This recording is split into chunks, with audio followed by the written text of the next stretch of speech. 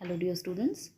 So, we were discussing with the chapter of our economic planning, and we have seen that what were the main motives of our plans in a very short video. But you will go through your exercise and you will find the explanation over there, and you will make some small questions from it. So, let's discuss today the salient features of Indian 5 year plans, भारतीय पंचवर्षीय योजनाओं की प्रमुख विशेषताएं। भारत की पंचवर्षीय योजनाओं की जो विशेषताएं हैं वो इस प्रकार से हैं। सबसे पहले प्रजातंत्रात्मक होती है हमारी पंचवर्षीय योजना। दूसरा, संचालित यंत्र है। तीसरा, व्यापक विकास दृष्टिकोण रखते हैं। विवेक केंद्रित योजना है। मिश्रित अर्थव्यवस्था है। सार्वजनिक क्षेत्र पर अधिक बल दिया जाता है। संकेतात्मक नियोजन पाई जाती है। केंद्रीय एवं राज्य योजनाओं का सह अस्तित्व होता है। सबसे पहले हम देखेंगे कि यह डेमोक्रेटिक है या प्रजातंत्रात्मक है। भारतीय योजनाएं जो है वो डेमोक्रेटिक हैं। भारत विश्व का सबसे बड़ा डेमोक्रेटिक कंट्री है। भारत में पंचवर्षीय योजनाओं से संबंधित सभी निर्णय जो हैं वो प्रजातंत्र के ढंग से चुनी जाती हैं और सरकार द्वारा लिए जाते हैं। दूसरा है संचालित यंत्र। यहाँ पाई जाती है रेगुलेटरी मैकेनिज्म के थ्रू फॉलो होते हैं हमारे डिसीजंस। भारतीय योजनाओं में जो केंद्रीय योजना अधिकारी होते हैं अर्थात योजना आयोग द्वारा निर्देशित होती है। इसके अतिरिक्त केंद्र एवं राज्यों के मध्य उचित तालमेल बनाए रखने के लिए राष्ट्रीय विकास परिषद का गठन किया गया है, जिसे हम NDC के नाम से जानते हैं, नेशनल डेवलपमेंट काउंसिल। तीसरा जो हमारे पंचवर्षीय योजना की विशेषता है वो है व्यापक विकास दृष्टिकोण रखता है, मैक्रो डेवलपमेंट अप्रोच रखता है। योजनाओं में विकास का एक व्यापक दृष्टिकोण अपनाना बहुत ही इम्पोर्टेंट फीचर है किसी भी योजना के लिए, जिसके अंतर्गत देश में पूंजी निवेश बढ़ाने के साथ साथ देश में संपूर्ण सामाजिक, सांस्कृतिक, आर्थिक ढांचे में परिवर्तन करना भी स्वीकार किया जाता है। चौथी जो हमारी योजना की विशेषता है वो है डिसेंट्रलाइज्ड प्लानिंग, जिसे हम विकेंद्रित योजना कहते हैं। विकेंद्रित योजना में नियोजन नीचे से होता है। भारत में योजनाएं ब्लॉक स्तर से बनाकर एकीकृत की जाती हैं और वो ऊपर सेंट्रल लेवल तक फिर वो पारित की जाती हैं। पांचवा है मिश्रित अर्थव्यवस्था पाई जाती है। हमारी भारतीय अर्थव्यवस्था जो है वो मिश्रित अर्थव्यवस्था है, जिसमें सार्वजनिक और निजी, that is private and public, दोनों सेक्टर्स पाए जाते हैं। दोनों इक्वल रन करती है। ऐसा नहीं है कि सिर्फ गवर्नमेंट की मोनोपोली है और गवर्नमेंट सेक्टर ही वर्क करेगा और प्राइवेट सेक्टर वर्क नहीं करेगा। तो ये एक बहुत बड़ी खासियत है हमारी पंचवर्षीय योजना की।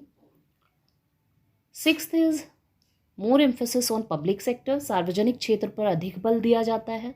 भारत में स्वतंत्रता प्राप्ति के बाद मिश्रित अर्थव्यवस्था प्रणाली को अपनाया गया और 1951 से पहले आर्थिक नीतियों की विशेषता निजी क्षेत्र की तुलना में सार्वजनिक क्षेत्र को अधिक महत्व देना हुआ।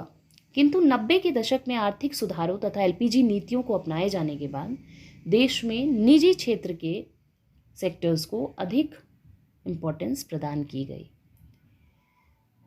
Next is coexistence of central and state plans. केंद्रीय एवं राज्य योजनाओं का सह अस्तित्व है, मिलकर काम करते हैं।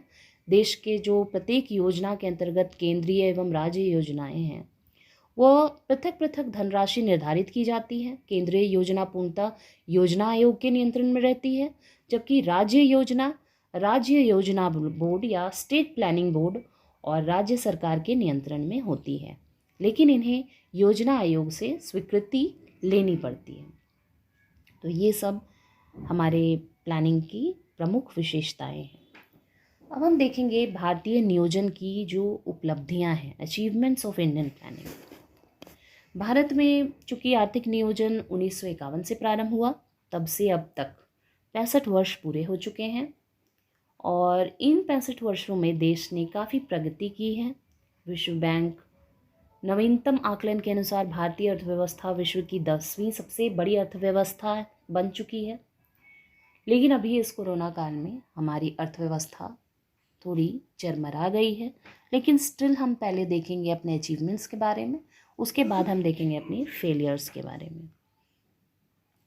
तो देश की जो राष्ट्रीय आय है और प्रति व्यक्ति आय है उसमें वृद्धि हुई है।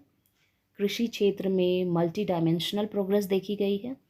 कृषि विकास, हरित क्रांति, फसल विविधीकरण, उत्पादकता वृद्धि, सिंचाई सुविधाओं के विस्तार के कारण भारतीय कृषि वर्तमान में आत्मनिर्भर भी बन चुकी है। तीसरा है औद्योगिक क्षेत्र का विस्तार और विविधीकरण। आधारभूत एवं पूंजीगत उद्योगों ने तीव्र प्रगति की है। वर्तमान में भारत विनिर्मित वस्तुओं का एक प्रमुख निर्यातक राष्ट्र है। देश की पूंजी निर्माण दर में पर्याप्त वृद्धि हुई है, जो ऊंची बचत दर एवं ऊंची निवेश दर को सूचित करती है। देश के विदेशी व्यापार के आकार, संरचना एवं दिशा सभी में उल्लेखनीय विस्तार हुआ है। देश के आधारित संरचना, यातायात, ऊर्जा, संचार आदि क्षेत्रों में भी वृद्धि देखी गई है। सूचना प्रौद्योगिकी के क्षेत्र में भारत का विश्व में अग्रणी स्थान है। देश में बैंकिंग एवं बीमा क्षेत्र विस्तृत और सुदृढ़ हुई है। भारतीय अर्थव्यवस्था नियोजन काल में आत्मनिर्भर बनी है। इसमें मॉडर्नाइजेशन प्रक्रिया ने निर्णायक भूमिका निभाई है। तो इस प्रकार हम लोगों ने सारे क्षेत्र के बारे में डिस्कस किया है। शिक्षा के क्षेत्र में भी हमारा उल्लेखनीय सुधार है, जिसमें साक्षरता दर 2011 की जनगणना के अनुसार 73% के संतोषजनक स्तर पर पहुंच गई है। स्वास्थ्य सुविधाओं में भी उल्लेखनीय वृद्धि हुई है। इसमें जीवन प्रत्याशा में वृद्धि हुई है। जन्म दर एवं मृत्यु दर में कमी आई है। 1951 में जन्म दर तथा मृत्यु दर क्रमशः 40 और 25.1% थी, जो कि 2015 में घटकर 19.6 और 7.3% प्रति 1000 रह गई है। इस प्रकार से हम लोगों ने शिक्षा, स्वास्थ्य, कृषि, औद्योगिक क्षेत्र, व्यापार और इंफॉर्मेशन टेक्नोलॉजी, बैंकिंग सभी के बारे में चर्चा की है। अब हम देखेंगे भारतीय नियोजन की विफलताएं या फेलियर्स ऑफ इंडियन प्लानिंग। हम लोगों ने अभी अचीवमेंट्स डिस्कस किया, चूँकि हर एक जो फेज़ होते हैं उसके एक सिक्के के दो पहलू होते हैं। उसी प्रकार से अगर अचीवमेंट्स है तो फेलियर्स भी साथ साथ काउंट होती हैं। पिछले 65 वर्षों में भारतीय अर्थव्यवस्था में प्रगति तो हुई है, लेकिन वो अपर्याप्त है। योजना में संबंधित क्षेत्रों के लिए विकास के जो लक्ष्य निर्धारित हुए हैं उन्हें पूरा नहीं किया जा सका है। प्रति व्यक्ति आय व राष्ट्रीय आय में धीमी प्रगति देखने को मिल रही है। क्षेत्रीय असंतुलन देखने को मिल रहा है। बेरोजगारी में वृद्धि हुई है। आर्थिक विषमता में वृद्धि हुई है। आर्थिक अस्थिरता हुई है। कृषि क्षेत्र में भी असफलता पाई गई है। विदेशी सहायता पर निर्भरता हुई है। औद्योगिक क्षेत्र में विषमता पाई गई है। तो इस प्रकार हम भारतीय नियोजन की विफलताओं को भी नेक्स्ट वीडियो में डिस्कस करेंगे और योजनाओं को सफल बनाने के जो सुझाव हैं वो भी हम डिस्कस करेंगे। Thank you students.